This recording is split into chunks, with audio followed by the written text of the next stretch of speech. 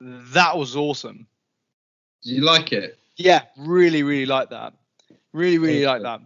I think his voice really reminded me from the lead singer from Don Broco. He had that sort of like that raspiness, but at the same time, the English accent, isn't it, with it? Yeah.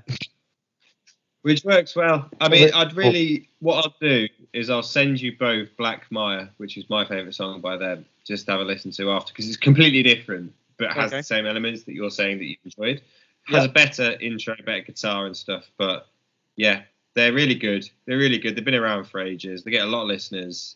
Really interesting band. So glad you liked it, Mike. Yeah, it was very, very cool. Again, thanks. I think it's it's a very nice song. What I tend to find with a lot of these bands, though, is that I feel like I've listened to them before. I feel like I've heard them before. I totally get what you're saying. Like, I totally get that. Honestly, like it is something that's been rehashed. It is like that sound has been kind of overdone. Do you not think? Yeah. Yeah, I would have to agree with Jacopo on this in that sense. It has been done before. But realistically, I'm a sucker for it, so I'm happy to listen to this stuff and I like it. But you like the one 3 years. Yeah, exactly. Yeah. I know. If you look at it from an objective point of view, yeah, Jacopo, you're right. You're completely right. And I think that has been done before, and they're not doing anything that's new in the sense. They're maybe adding their own little twist to it, but not really enough to really go, these guys are original.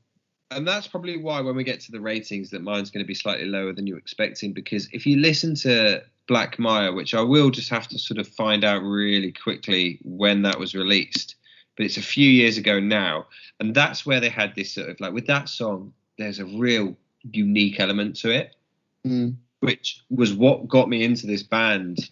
And I think it was 2016 Black Maya was released, but let me just double check that, because 2016, yeah, it was on their album Things Will Matter.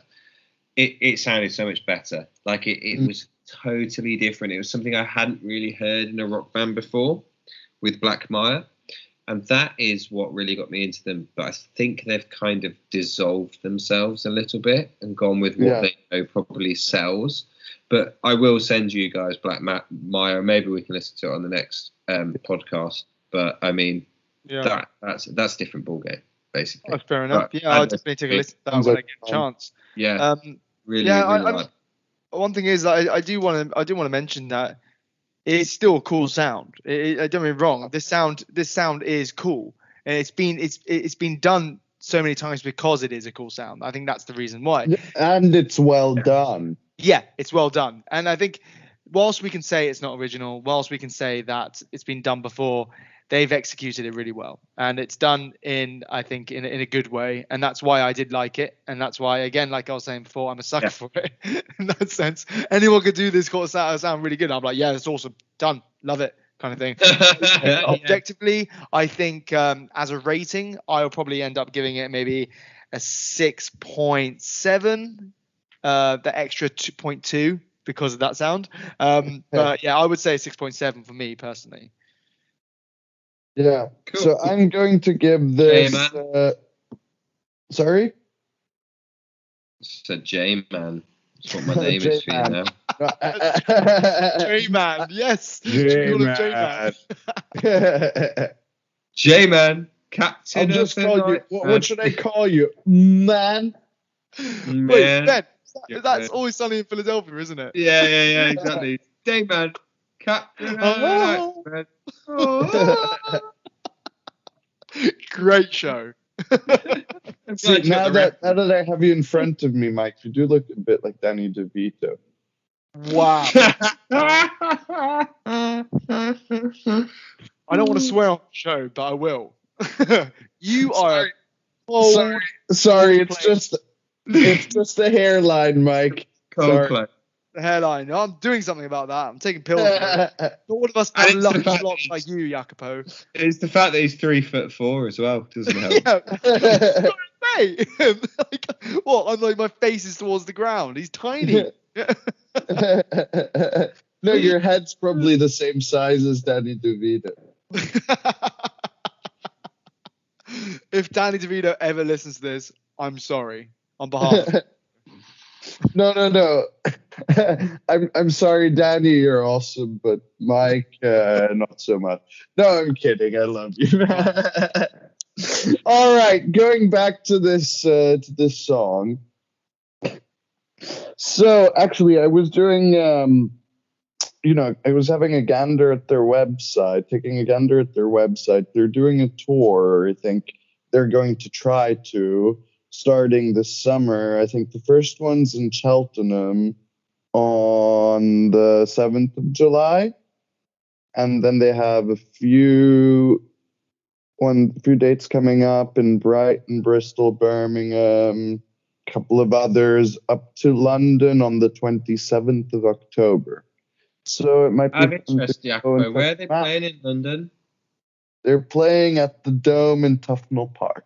Nice. Yeah, I think that's interesting because I think they play bigger venues in America, which is interesting for a band from the UK, right? Yeah. No, makes sense. Yeah. Maybe. I mean, maybe we've heard it all here. I don't know. Maybe it's something that people still like in America. Maybe. They seem to like this sort of pop punk kind of vibe more than the British fans in that sense. But realistically, I'm happy to go see them. I'm happy to go see them. Yeah. I want to see them live. And actually, you know what? It'll be fun. I want to listen to their album because their album only just came out. It came out on the 22nd of January. It's called The Hope List. And this song is on that album. And I actually really want to check it out, actually. Yeah. No, well, but anyways, going back to ratings, I think in my book, this is probably a 6.5 because it's a good song.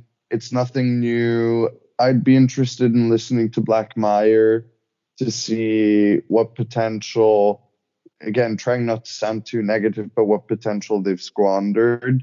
Because if they truly had that which set them apart and they gave it up to sound like a high quality, but still sort of generic pop rock band, I'm not sure if that's the best way to go because this sounds a lot like, latter day My Chemical Romance or latter day Wonder Years or latter day Blink-182 or whatever, Yeah. I get it.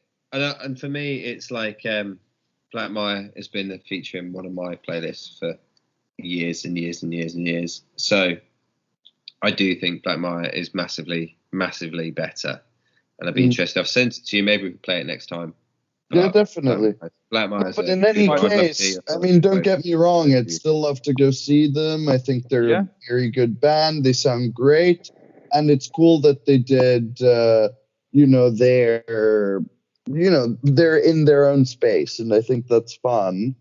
But, I'm not sure it's necessarily the most revolutionary music. So, Ben, tell me, what is your rating for this track?